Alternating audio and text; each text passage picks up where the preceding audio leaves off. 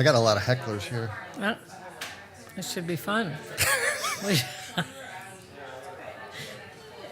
You should have something to throw at them. I'll throw a speaker.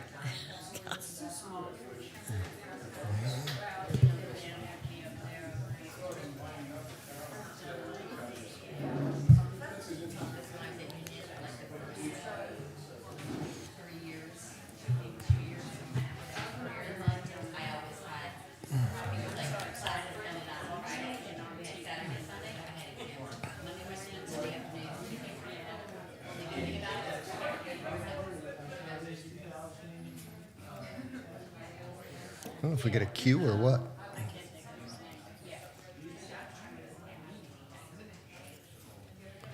I like one of those little light up signs that says on air. Yeah. Yeah.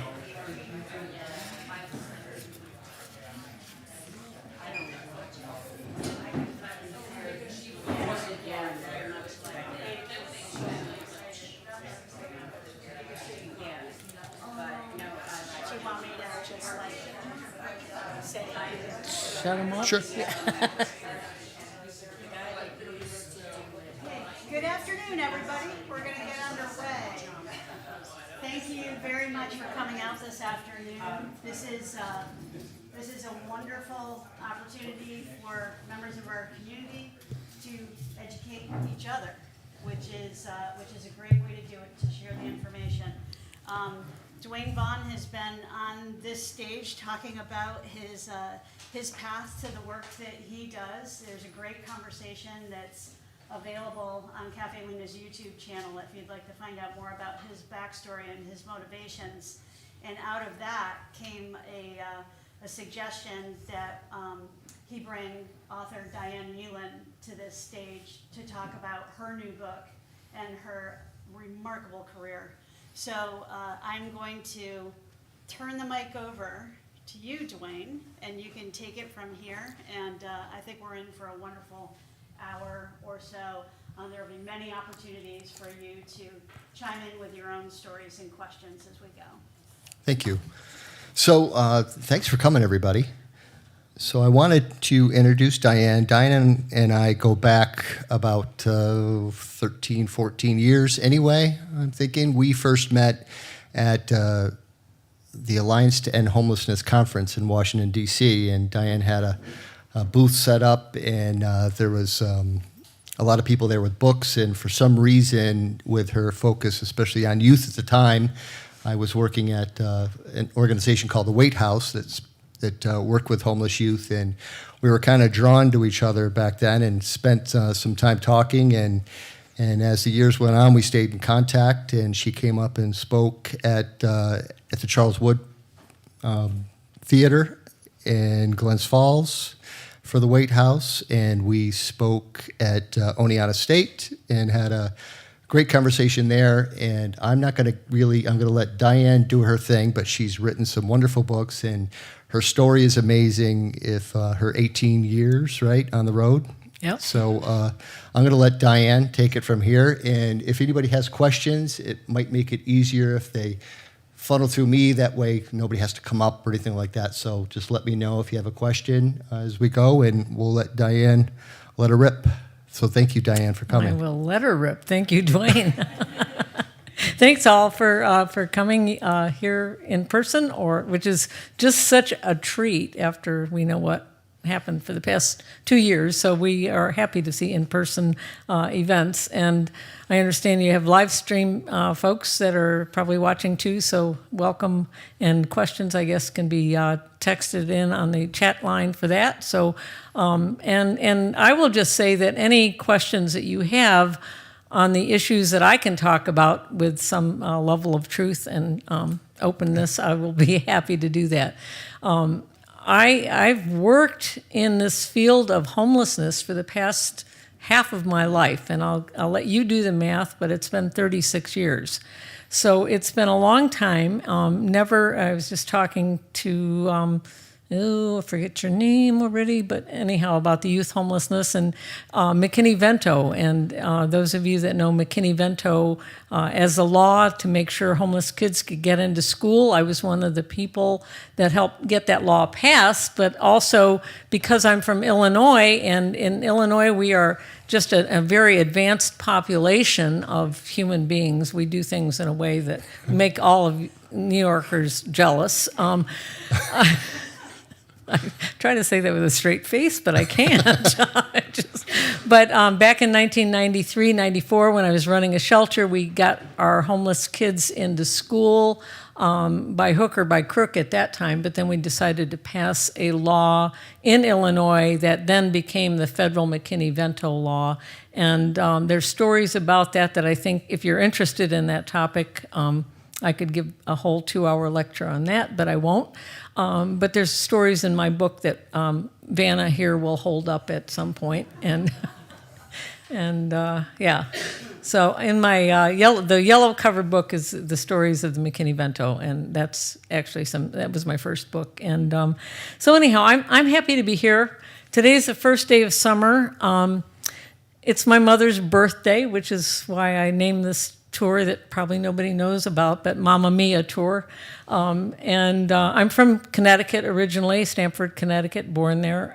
So I have these roots out in this part of this country. And one of my friends and mentors, Parker Palmer, if you happen to know him, good. If you don't know him, I'd suggest Google him, and you might want to look at some of his stuff. But he posted something on Facebook this morning that was entirely appropriate for all of us. And I'm just going to read his quote to start out with, because I think it sets the tone of what I want to say. He said, "Here is a summertime truth. Abundance is a communal act, the joint creation of an incredibly complex ecology in which each part functions on behalf of the whole, and in return is sustained by the whole. Community not only creates abundance, community is abundance. If we could learn that equation from the world of nature, the human world might be transformed." And I think it is a kind of challenging thing to remember community, because I think we've all gotten to the point of getting away from community. So I will open up with those comments. And I just want to tell you a little bit about my book. This is my COVID book. I actually was finishing a tour of Route 20 across the top of the country and Interstate 20 across the sort of bottom of the country back in 2019 and 2020. And so I came close enough here. I mean, Route 20 is not too far from here. So I traveled across that and then was just finishing in Texas and came up to a friend's in Kansas when COVID hit. And fortunately, she was the kind of friend that let me park my 24-foot van. I have a Class B camper, for those of you that know that world. And I live in the van, and I've lived in it now for, this is starting my 18th year. And people had been heckling me about writing a book. It was like, Diane, you got to write about your adventures. You got to write about your travels, you know. And I'm not the person that does a me kind of book, you know, like all my stories of, you know, all kinds of accomplishments and everything. But I thought, yeah, I do need to write a book because I had stories, but it was the kind of stories, I didn't have a whole book of Diane's stories, so I won't scare you with that. But I did have a book of stories of the families that I interviewed across the country over the past, at that time, 15 years. And I've interviewed and made videos of these interviews for, in a lot of cases, for state departments of education, their McKinney-Vento departments. They hire me to do a film and talk to the families and youth about homelessness, put it together in a video. I do all the editing myself. And it's been a quite successful, unique adventure for me, because I had never done filming before. I've done photography all my life, but filming was new.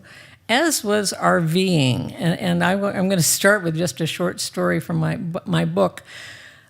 Because I might as well just get humble like right at the very beginning, because otherwise Dwayne is going to take the opportunity to humble me. And no, he's not that kind of guy. We know that. But but anyhow, I'm gonna fess up early on. It's in my book. So my book's kind of a combination of the stories of the families, but also some of my little travel notables. So this was called Pass Fail, Oregon, 2011. Also provided some backroads adventures of the worst kind. Following a session of filming a mom and baby living in their car in a beach town, I naively made my way down the spectacular Oregon coast. It was May, and things could not have been prettier, so I stayed on the coastal highway longer than I should. Checking the atlas, you remember what that is, right? Okay. I saw Bear Pass, one way to get to Medford, my next destination. That gave me a max ocean drive and minimum interstate, which I hate interstates. Great. Naive. Many mountain passes don't open until summer. As I ventured across the rough gravel road that would take me to Bear Pass, I learned two valuable lessons. Some gravel roads are not fit for driving on with a rig such as Tilly. Tilly being the name of my first vehicle, Tilly the Turtle, and Tilly 2 is the second vehicle, surprising. It's actually T2 now, but anyhow, I diverse here. And just because the atlas says a road goes through doesn't mean they won't close the pass, which is what happened. Having driven on mostly one-lane hellish gravel roads for miles to get to the closed pass sign, I had a decision to make. Turn around and go back, a bone-jarring ride on a road that I had just come from and swore I'd never travel again, or proceed to what seemed to be an alternative, hopefully viable route. I took Plan B and found myself going through the minuscule town of Agnes, where a small group of locals gave me that dumb tourist driving an RV down a horrible gravel road look. I was praying to my deceased Aunt Agnes by this time because these roads were as bad as the ones I had just been on. A sign said 10 miles of gravel roads. While that doesn't sound so daunting, I will never forget the sense of doom I felt slowly inching my increasingly rattling Tilly towards paved roads again. When I finally got to solid ground, I wanted to get out, kneel down, and kiss the ground. Instead, I pulled over and assessed the inside damage. My pull-out, or slide-out, the motorized extension that expands the living area where I sat and worked, had sustained significant damage. The rough roads had caused my heavy file cabinet to bounce like a basketball on that pull-out platform. I could tell by looking at the askew platform that it was toast. I didn't even look at the outside of my rig. I figured I'd hear the rattles if something else was broken. This was one of those damned if you do, damned if you don't situations. I don't know the best thing I could have done. I did develop a deep respect for mountain passes, and I mentally kicked myself for getting into that mess. Errors in judgment, however unintentional, cost money and are dangerous. I was lucky. So I did travel in mostly back roads. I've probably done more than 400,000 miles over the years. I've been in every state except Hawaii or except Alaska. I didn't have my vehicle over in Hawaii, but I did a film over there. And it has been the kind of experience for me. It was like seeing really the good, the bad, and the ugly of the United States. And I've probably seen more of our country than probably maybe a handful of people. I'd like to meet other people that have traveled as much as I have in as many states and places. But, that doesn't get me any kind of medal. And people will ask me why I do it. And because I was involved in the passage of the Illinois Education for Homeless Children Act and the McKinney-Vento Federal Act on Education for Homeless Children, I realized that people don't understand homelessness, and they don't understand it across the board. I mean, I ran a shelter with 125 to 150 men, mostly men in the shelter. There were a few women, a few families. So I've known that population all along, but when I decided to travel and do this, I actually ended up selling my sweet little townhouse in 2005, buying the motorhome that I've never been in a motorhome before I bought this one. It was like, well, that was a kind of a shock. I'd never used a video camera before I did this. And now I can talk about it with like, haha, I did it, haha, but at the time I was just absolutely scared to death, stories of which I have in my book too. But I did it not for me, but because I really wanted to give voice and visibility to kids and families that were homeless. And so I called my organization, it's a nonprofit, one-woman nonprofit, Hear Us. That's a pretty appropriate title. And when you leave, you can grab a little card that has the website address. It's pretty easy, but it's almost too easy. And so anyhow, I got on the road and started capturing the stories and making videos. And that's a short story that could be a really long story, but I just want to at least give you that introduction of kind of where I've been, sort of who I am, and I am from Illinois. Don't hold that against me because I haven't really lived there for 18 years now. So, yeah, so do you have, I don't know if you have any questions while I wet my whistle here, but questions from out here? You want to know any of my good recipes or anything? Just save those questions for later. But are there questions now or things you want me to talk about? Because I can kind of take it whatever direction. Or do you have a question that you want me to talk about? Well, I asked you questions all last night and for the last 15 years, but I always have more. And I guess is what made you decide to leave all that part of your life, the townhouse, shelter life, and get on the road? What was the catalyst that made that happen? Well, again, the longer story's in here, but the short story is that I was, after 15 years of running shelters, I went to doing a state-funded project, actually a federal-funded project. I had 305 school districts I was in charge of in helping them understand the McKinney-Vento Act. And so I was doing trainings and all in those school districts and also intervening for families and students that were having a hard time getting into school because of homelessness, which, people who are of right mind kind of go, they what? They wouldn't let the kids in school? But there's sometimes there's some really nasty people out there that were keeping kids out. So I would intervene with that. And I had a small staff. I had a staff of 4 people, and we would do this. And so I would take the ugly cases, and I have skin in the game. I helped get this law passed, so I would sit down and talk to, when it was really the intervention that was happening in the school district between the school saying, no, you can't send this kid there, and I'm saying, yes, you can.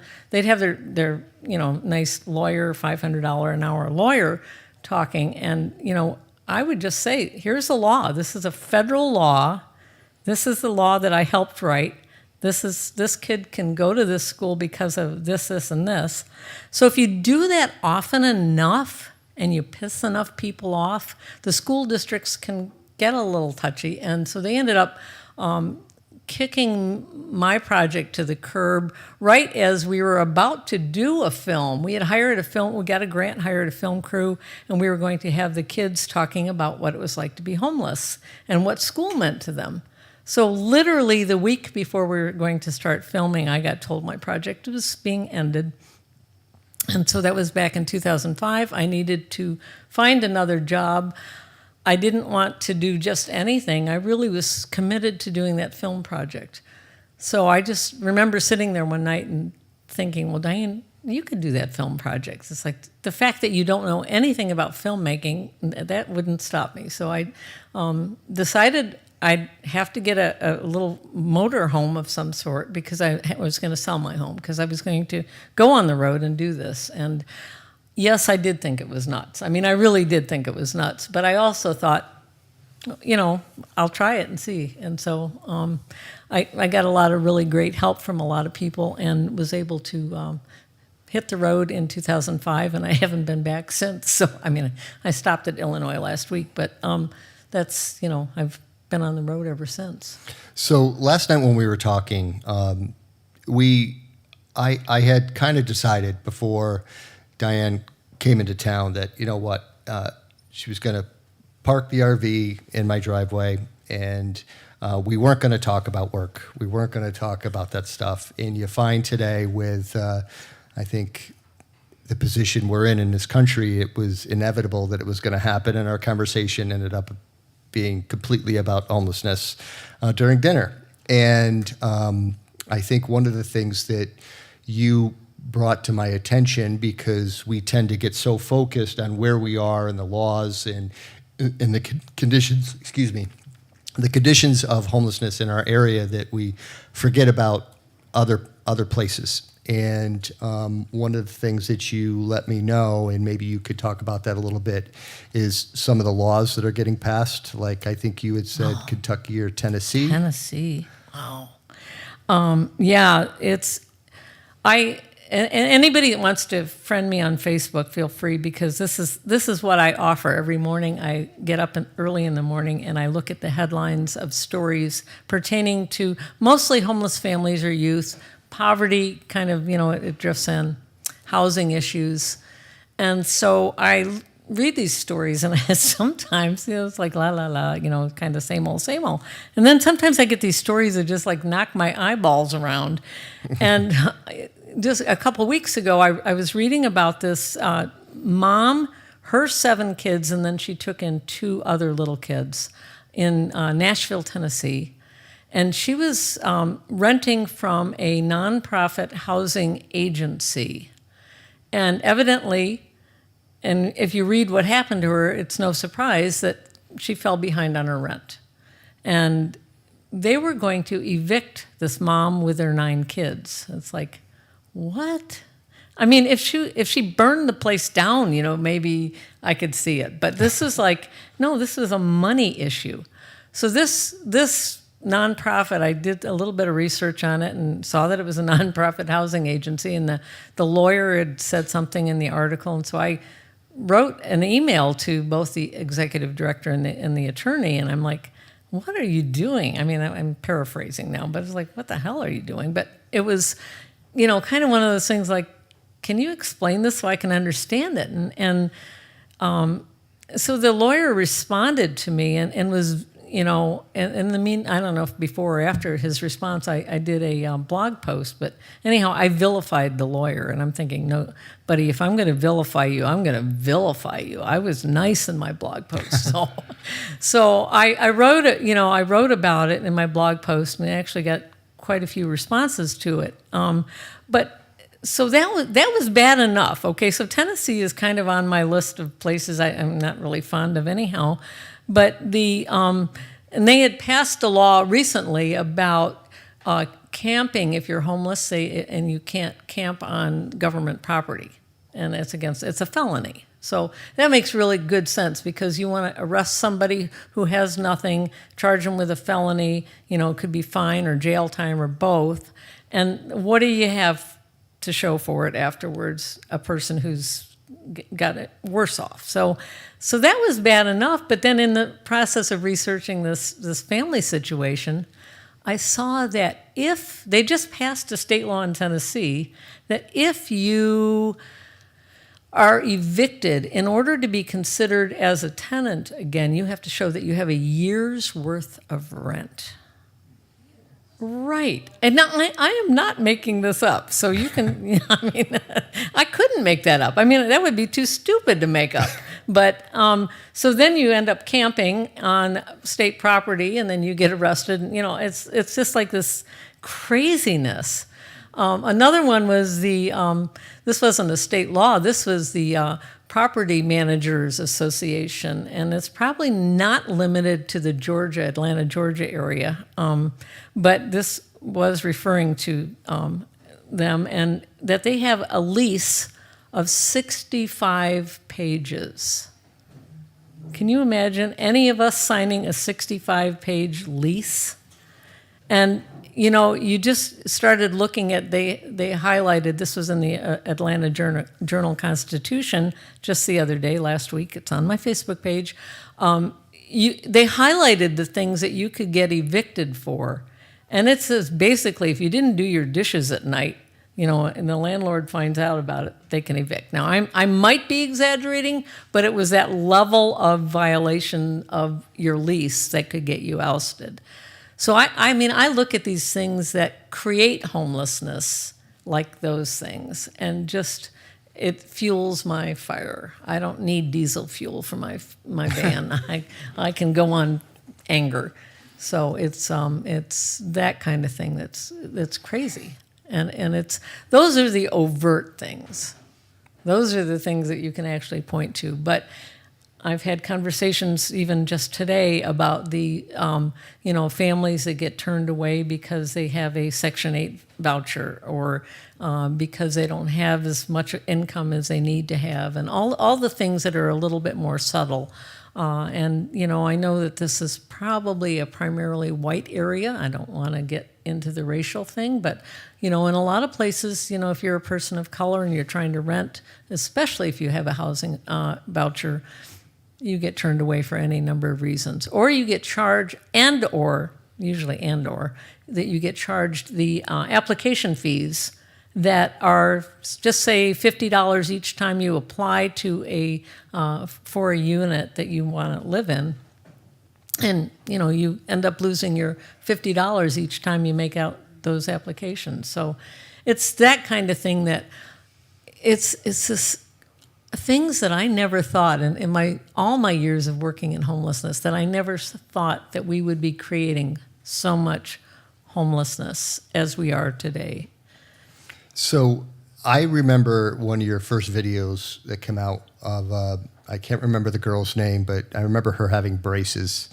And I remember that was the first Beatrice. story that was her name? Beatrice, So yeah. do you have a particular person or story that impacted you the most in your travels? Wow. You know, I'll tell you the truth. Every story that I get, you know, I drive to a town, meet a family, interview them, and then get back in my van and drive to the next place usually.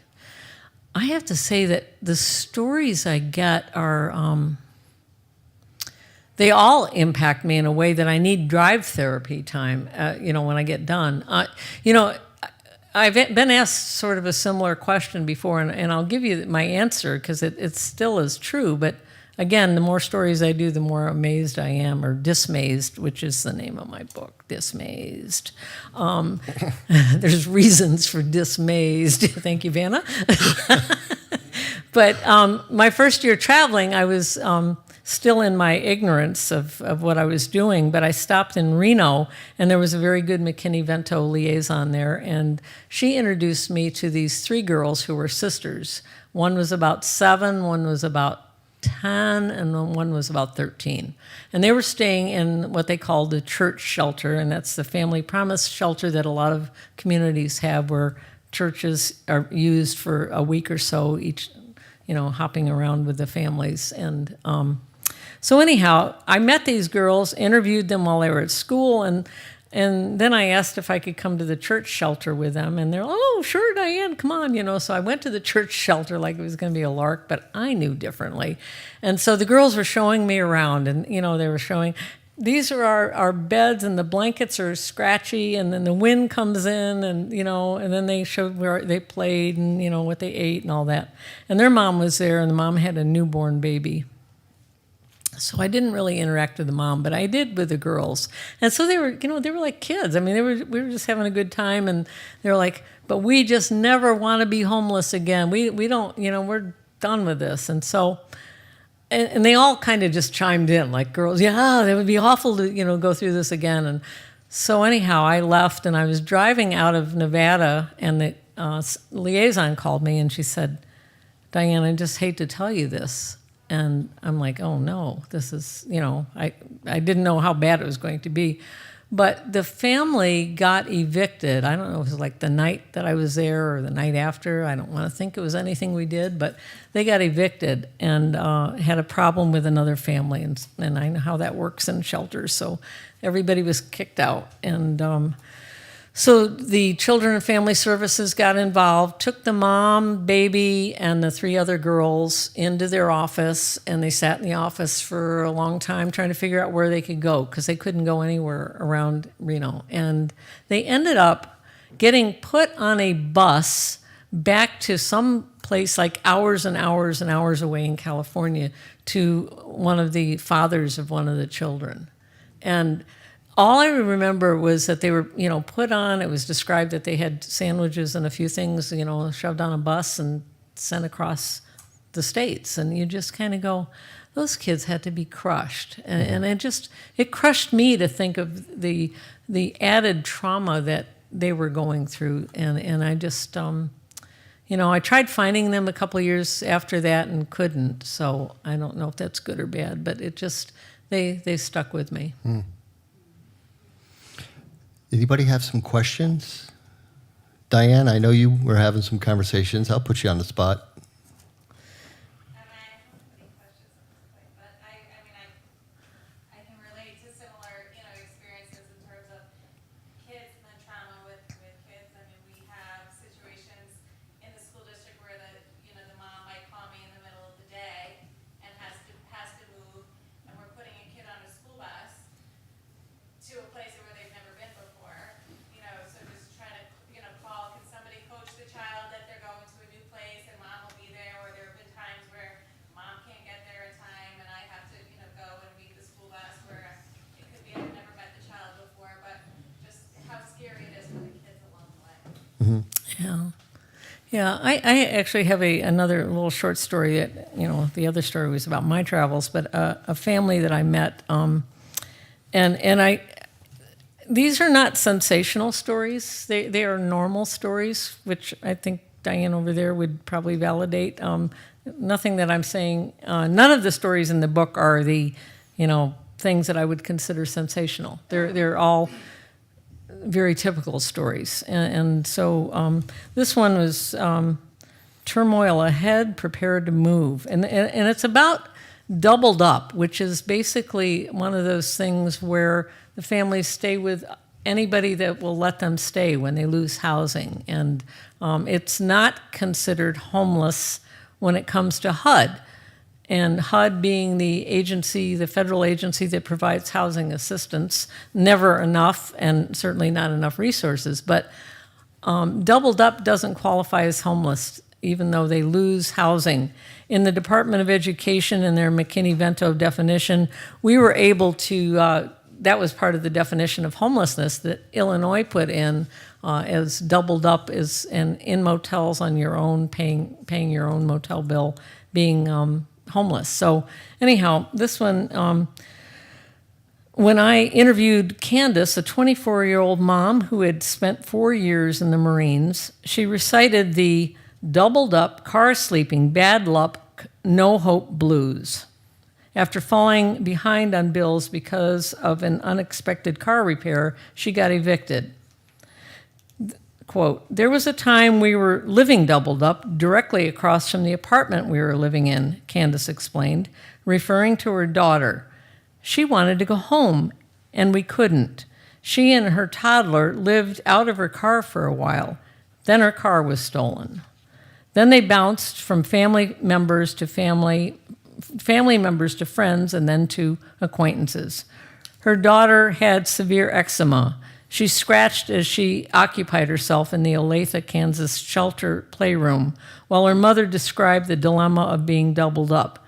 During the night, her daughter would scratch and scream in extreme discomfort, waking people up in her household. Quote, it was like walking on eggshells, lamented Candace. Sooner or later, they're going to ask you to leave. They did. Walking on Eggshells could have been the name of my book. It really could have been, because I will bet that of all the families I've interviewed over the years, probably 90% of them use that phrase. I'm like, okay, go ahead, see, walking on eggshells, because that's what you're going to say. And I mean, they do. And it was just the kind of thing that, I could not script these families. They just shared their stories with me in a way that always touched me. I mean, I just always, first of all, I would tell them, that this is going to be shared far and wide. I will get your story out any way I can, which I have done, but I also wanted to make sure that they were comfortable with that. They signed a release form and all. I'm not, bamboozling them into sharing their stories, but it's, they would share their stories. I didn't have to pull the stories out of them. And there were stories that had the similar things, the walking on eggshells, the trauma, the moms, and it's mostly moms. I've done a few dads, and I actually had a conversation about a dad story that I've done just the other day on Father's Day. But the trauma that the moms had experienced as adults, but also as children, that always came out. And then what the kids have gone through, when you hear it and you see the pain in the parents' face and hear it in their voice, it's really hard for me to understand how, number one, a lot of people don't even know we have families that are experiencing homelessness or youth that are experiencing homelessness. But number two, a lot of people don't care. I mean, it seems like they don't care. And so what really gets me going is that these kids, and I've been at this long enough now, that kids that I knew when they were kids at the shelter I ran are now adults and parents. And I can see and I hear them and I talk to them and they talk about the experiences of trauma and what those experiences have caused. And I will confess, when I ran a shelter, I was never trauma informed. We didn't even know anything about trauma. My trauma was keeping order in a shelter with 150 people at night. And I mean, I was like, every night that the roof didn't fall in, I always thought that was a good night. And I ran a shelter that was in a former city incinerator building. So you want to talk about an image there that this is another story. But it's like we as running shelters, and I certainly emphasize with anybody running a program like that, it's crazy making. I mean, it is never easy, no matter how good you are at doing what you're doing. You always feel the tension of the place and trying to just keep everybody in a good space and safe and all. And it's understandable that it's really hard when you get a whole room full of however many, whether it's 40 or in my case it was 100 or thereabouts, people together that have all kinds of, they're carrying the bags of troubles from their whole life. And they bring in those bags, and sometimes it's really too hard for them to just deal with themselves. And it can come out in ways that might not be as appropriate, but understandable. Once you start looking at why people act the way they do, at least in the case of the homeless population that I've worked with, you just kind of go, all right, I get it. I mean, I started to realize that about myself. Like there's things that I would do after a while. I looked at it and I'm like, well, no wonder why you act like that, because of this happening to you. And, so I could piece that together for myself. And I think all of us need to do that. So it's just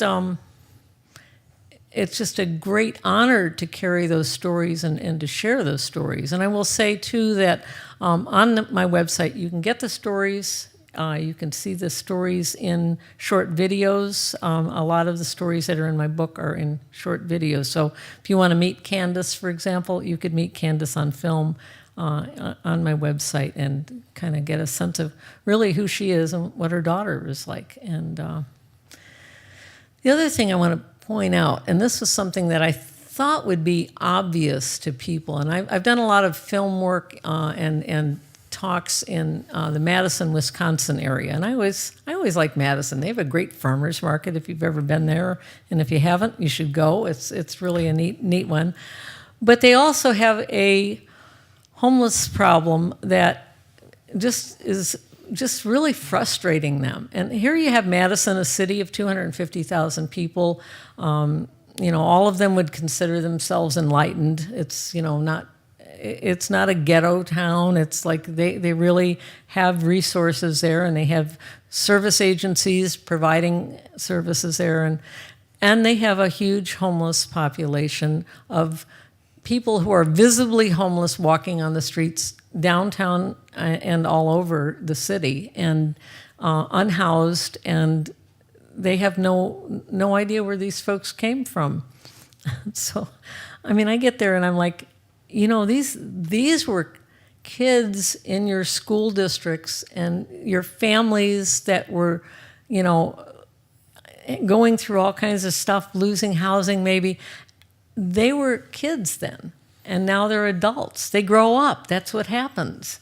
And they grow up and they've had these experiences of, being in upheaval and all kinds of family situations that are trauma causing, which is actually a thing. It's not just a term that we throw around to give people a pass. It's like this has a physical and mental impact on anybody that goes through it.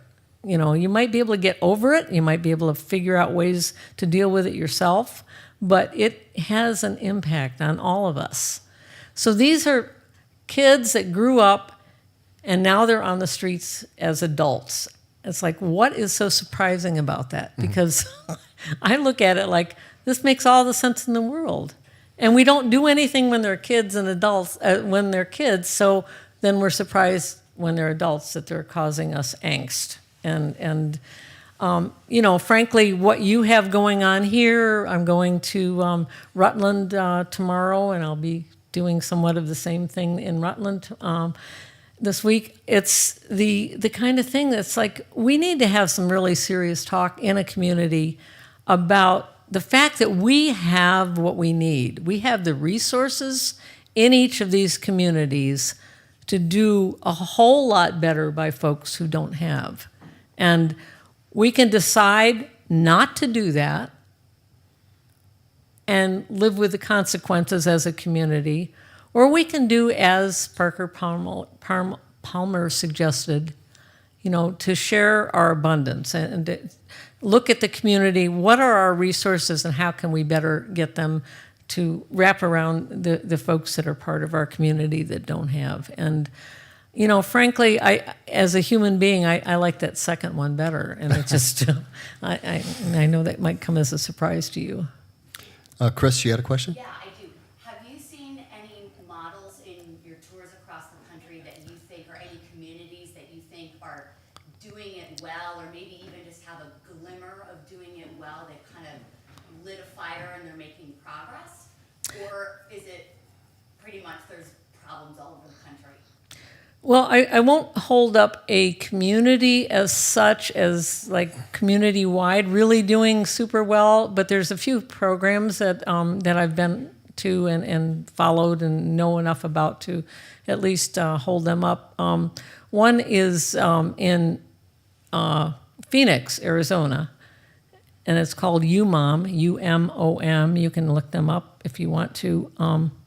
And it's a family shelter, and the first time I visited them was my first year filming, and the director, Darlene, at the time, she's since retired, which I've heard is a thing that people do, but I haven't gotten that point yet. But Darlene was talking, and she looked out the window, and she pointed to this really crappy motel across the way from theirs. And they were in a motel in this little sort of semi-crappy motel, but she's like, that's going to be our facility.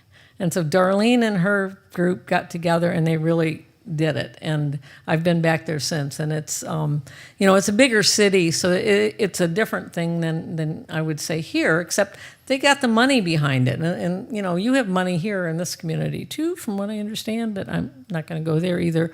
But the fact is that they came up with a program that really holistically addressed the needs of the families, so that they got the counseling, they got dentists, they got doctors, they, had activities, and it was a family-friendly shelter, which is something that, like the shelter I ran, was not a family-friendly shelter. So I'm not going to hold myself up as the paragon for that. But it was, so it's really a good program to give the families a good start in getting back on their feet. And so I would certainly say there. Down in Trenton, the Trenton area, Homefront, I think is the name of the program. But again, their facility is just really designed to be family friendly.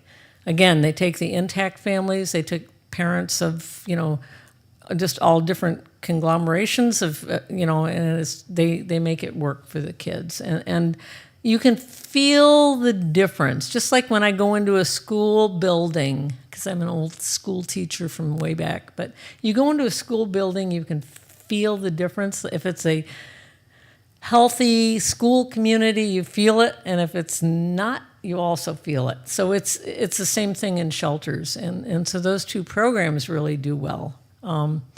And I'm hard-pressed because I don't concentrate on the adult population. I just decided that, Diane, that is like a bigger one than I could chew. So I concentrate on families and youth.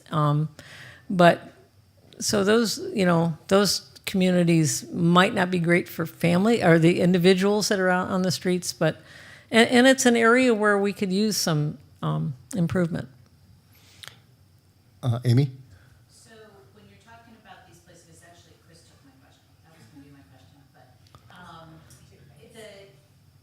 the problem's big when you look at youth and families. I mean, it's overwhelming. If you were to suggest that as a community, we focus on one or two needs to begin that process of building a knowledge in our community of we have a problem, what would be the most critical needs that we should look to address to start? Well,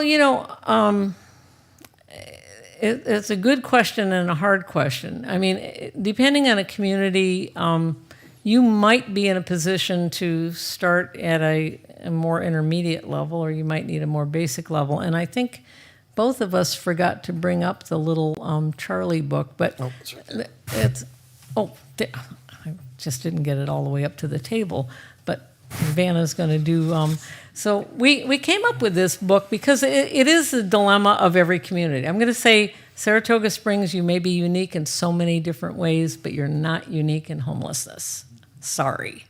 You're like everybody else. Like we don't know what to do.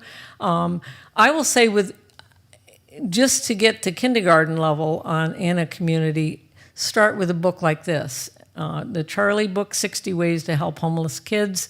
My organization, we put it out, ran it by, there's a whole lot of people that put some input in that, so it wasn't me writing it, I just edited it.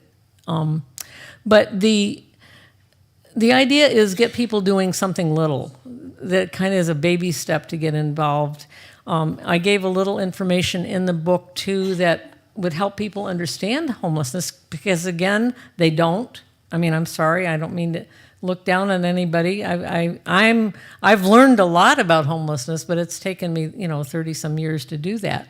But this book will at least give projects to do, to kind of go like, oh, that wasn't so bad. I didn't die doing this, and, do something a little bit more challenging the next time.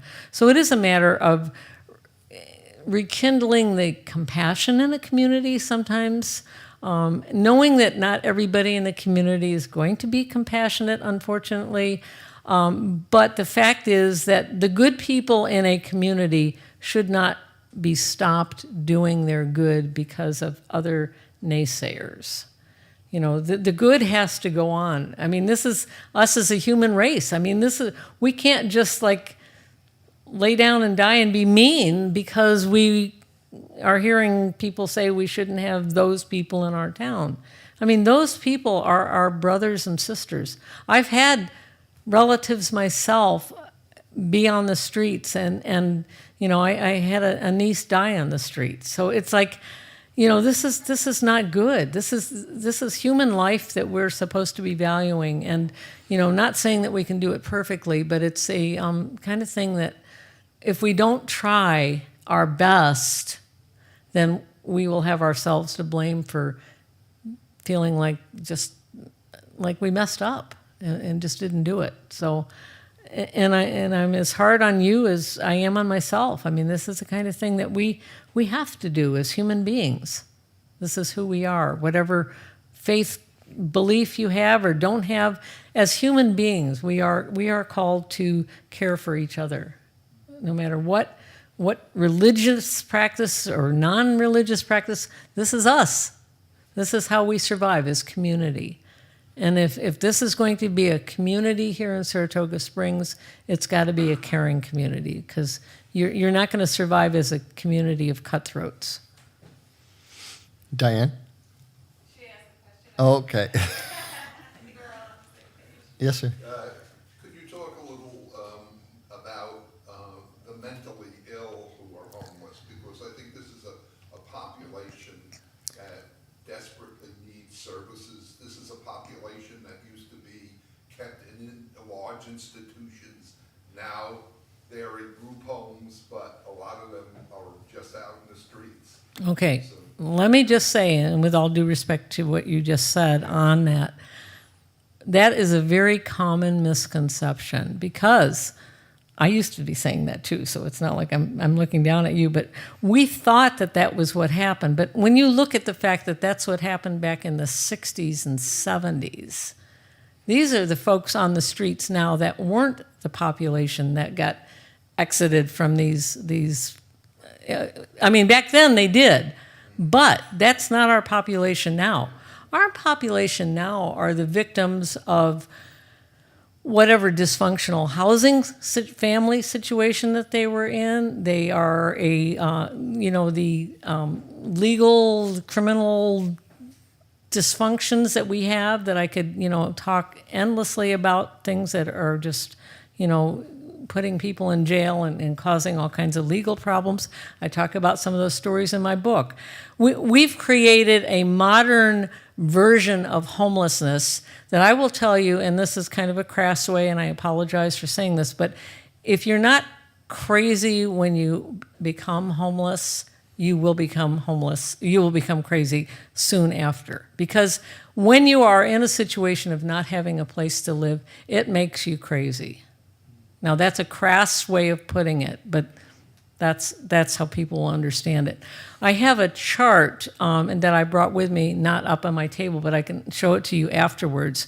And it's on my website. It's called The Other Stuff, because people use the mental illness and addiction labels to make pariahs. Because if I say Dwayne is mentally ill and he's an addict, nobody's going to want to sit on the stage with him. But that is not what we should be afraid of. I mean, the folks that are on the street are not the folks that we should be afraid of. We should be afraid of our lack of response to the needs of people. Certainly mental health is an issue. Certainly addictions are an issue.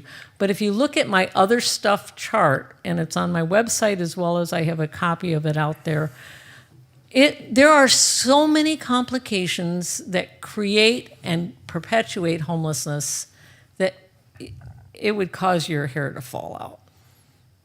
I mean, it's the kind of stuff that really, it's a horrible existence. And we don't do anything as a community other than make it harder for people. Very rarely do I hear, well, we're doing this to make it something easier for folks. The community of, and it's a sweet little community called Sweet Home in Oregon, I'm not making up that name, they were having a problem with homelessness, people sleeping in the streets, the store owners complaining about those bums are sleeping in my store entrance, they're peeing, and it's like the same things that are said here probably, I'm sure. It's not a unique script. Sweet Home had some activists, some of whom had been in a homeless situation themselves. They know how hard it is. So they were able to get out of homelessness, and they decided that they were going to do everything they could to help them their brothers and sisters on the streets. So they finally have gotten not just one solution, because it is not a one solution fits all problem. They have gotten several different layers of assistance available for the folks that are on the streets there. And Sweet Home might be a little bit closer to being a Sweet Home now because they're doing more assertive outreach. There's also some resources, some housing kind of things. So it's, addictions, there's addictions at all levels of the income level. I mean, it's not it's not an income qualified thing. It's just that if you are mentally ill and or addicted and you have a lot of money, you have a roof over your head. Poverty is the issue. Poverty, and then the very dreadful lack of resources that we have in every community. So I think, and the silos that we keep the agencies, and in most cases, that's what you see is these agencies are like, well, I'm not going to serve that population because I only serve this population. And, I think maybe with a continuum of care, you might be getting through those silos and kind of working together. And if you are, that's a great thing. But again, that's where it falls apart. It's like, oh, no, that's not my person. That's your person. And it's like, no, I can't do that. And it's like, what do you expect? This is what's going on. And we're just all like, no, no, no. And realizing that we've made it really hard for folks to have any kind of a normal existence. Sarah, how much time do we have left? We could talk for about another 10 minutes or so, because I want to give at least 15 minutes or so for people to be able to talk to Diane in the lobby afterwards. Okay, Okay? Can I ask a question? sure. So I have actually a list of about 25 questions that I've written down. I'm going to try and boil it down to maybe one here. All of these local solutions that you're seeing, places, communities that are doing better than others, are taking place in the context, like you've said, of a great similarity across the face of the whole land, and many communities dealing with the same problems, which tells me that there's something as a nation and at the federal level that's driving all of this, and perpetuating it. And I'm wondering what it is that you think drives it, and what are the solutions at the federal level, culturally and economically? Good question, Sarah. That you got it all down into one. That must have been 25 really loaded questions there. All right, I'll solve that problem in just a few minutes here. But actually, if you're going to look at the problem of homelessness, you have to look at poverty. And if you look at poverty, and I'm a philosophy major, so I do look at issues like this and kind of go like, what's upstream? It is poverty. And if you look back into like the 60s or so, and then we shifted the 70s and then it shifted more, the resources that we've put into housing and into poverty support for families, that deteriorated significantly in, the 70s into the 80s and got worse and worse and worse. And every year I'd say it can't get any worse, and it would get worse. And, a new president, and I'm bipartisan pissed. That's my phrase. The fact is that federal level policies and practices and resources don't go to families and support of medical and other housing, those kind of issues for people without resources. We do, however, do great support for, and this is not a popular thing to talk about, and John Oliver, I just watched it, I guess that was just this morning, watched his show on housing and homelessness, and he's talking about the housing we do housing support, but that's for people with houses, and we do the mortgage interest deduction, and that's like I don't remember the billion number, but it was a big billion number of that our government does, but we don't do housing support for the families that need it the most. So it's a poverty issue mentality-wise. You can go through the departments and look at, our family issues, our housing issues, our healthcare issues, our education issues, and you look at what has happened. For those who have the least, they get even less. Those who have the most, they do all right. So it's, that's kind of a general overview of when I'm president, I'll change that. So I'm running, right? No. Wouldn't want the job, thank you. Right. Yes, sir. But I think there are some programs that, if made national, would be a big help. Like they talked about this program to give a stipend for each child under a certain age in a family, to people below a certain income level. Now, I think this would be a huge thing and a very good thing if it was enacted. They're doing it in some communities. I think I read like Poughkeepsie or someplace down there, or Hudson, I think it was, has some kind of mini program along this line of giving people like $1,000 a month. So, these kind of programs, if enacted more globally, I think would be a big help.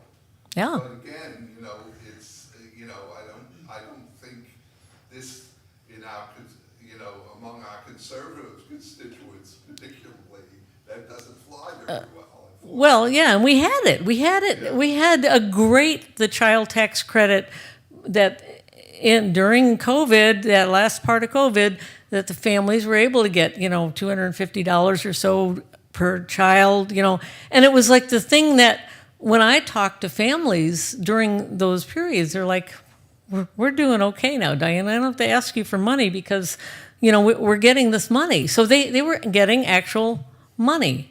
And it's like, what a shock that was for them. And of course, poof, it goes away. And then the families, they went from, riches to rags. I mean, it was just the kind of thing that you're going like, well, how stupid is that you couldn't see that was helping? Or maybe because it was helping, that's why we discontinued it. It's just, and I have to say, one of my friends who was a Republican state senator or state representative in Illinois, she's dead now, Mary Lou Collishaw, from Naperville, which is I always talk about Naperville when I'm talking with Dwayne about, Saratoga Springs, because you're smaller than Naperville by a great deal, but it's an affluent community. It's one of the most affluent communities at one point, anyhow, in the country. So Naperville is kind of hoity-toity, and so Mary Lou was a state rep for that. And at an event we had where she came and spoke, it's very hard for me to remember quotes. This one is etched in my little faded brain. And she said, "All Republicans don't think alike. Some don't think at all." And she was a Republican. So it's that kind of thing that it's like, I don't want to castrate all the Republicans. It's like, they're not all bad, but it's like, geez Louise, can we get some folks with some humanity to them and stand up and say, I can't watch our community deteriorate anymore because I'm responsible like everybody else is here. And we haven't gotten to that point yet, but we need to. And it is a thing that if we don't have the level of compassion, or at least move towards that we are called to as human beings in a community, it's just going to get uglier than what we see now. And I will tell you that I would rather hang out with a group of the folks that are living on the streets than hang out with some of the folks that are hanging out in some fancy place here, because it's like, what you're dealing with folks that are living on the streets. They want to survive, they want to help each other. Even those who are, mentally disabled or challenged to the max, they can be, they can look scary, but when you talk to people with respect and humanity, it's like it works better than than what we're doing in making people pariahs in communities. So I think, however that's going to happen here, I don't know. I don't have a magic formula, but I'm hoping that maybe some of the things I said today will help fire up something that will make it a little better. 2 minutes. Any questions before Diane gives a Nobody's wrap asked me up? about my recipes or anything. I mean, geez. There you go. All righty, here it is. I take a chili, cheese and macaroni and cheese little frozen thing. I try to eat gluten-free when I can, but so I take that and I mix in a piece of protein, usually a sausage that I've pre-cooked, and throw some frozen green peas, and I make a chili casserole. How's that for? I mean, who wants to come eat at my house tonight? Is that on the Ninja Grill? Yeah, yeah. I cook the sausages on the Ninja Grill, and that's it. I try to eat healthy because I didn't want to be like one of those stereotypical truck drivers that is on the road and just like goes fatter and fatter and fatter. I'm not skinny, but I haven't gotten fatter, so I can still bend over and touch my toes. So I consider that good too. So, of the many years that I've known Diane, she's actually made the trip to my driveway twice, and she always says, "Oh, you're just such a great host," but I'm not hosting because she never comes inside. She's perfectly happy out in T2. T1 was the first time you stayed. Just ran a electrical cord out, and that's all she wrote. Yeah. Yeah, and I'll tell you, I'm even happier up here because I was in Madison. It was like in the 90s, up almost to 100. I don't have air conditioning in the back of my van. I do when I drive, but I don't have that going when I'm in the back of the van. So I have a couple ceiling fans, and then I can open up because I have screens on all my doors, so I can open my little van doors and get air in. But sometimes the air isn't that refreshing, but here it is, so I thank you for that. Anything else? Oh, yes. Do you have any pets? Pets. I have Ollie, his dog. I have pets where I visit. I actually helped rescue a pet. I was a transporter after a foster rescue to take the pet from Albuquerque to my friend in Kansas.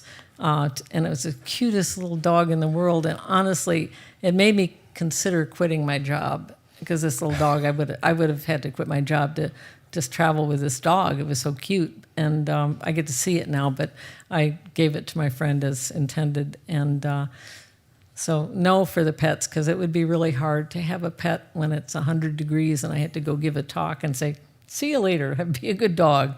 Don't fry while I'm gone. So. Well, thanks everyone for coming. Diane's going to be out front. We got some free stuff and a few books that we'd like to sell you. Is that the way you're supposed to say that? Yeah, I think that Okay. that was just perfect. And I appreciate the work you do. Thank you so much for making the trip up. It's not frequent enough, but I guess maybe the next time we'll both be retired, hopefully. Yeah. So, That'd be good. but everyone, Diane Nilan.